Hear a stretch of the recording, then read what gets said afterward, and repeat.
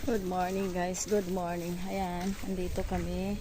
Andito ako ngayon. Ayan guys, ang update natin today. Ngayon ay signal number 1, serve number 2 na daw. So, ayan.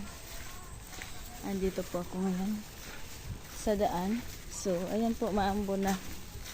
Pasumpong-sumpong po ang ating ulan today.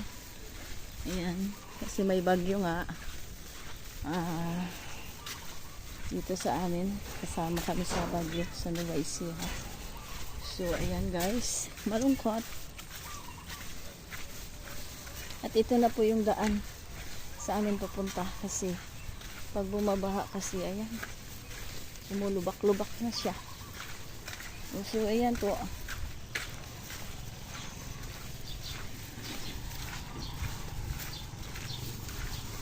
ambon po guys. Malungkot ang ating panahon.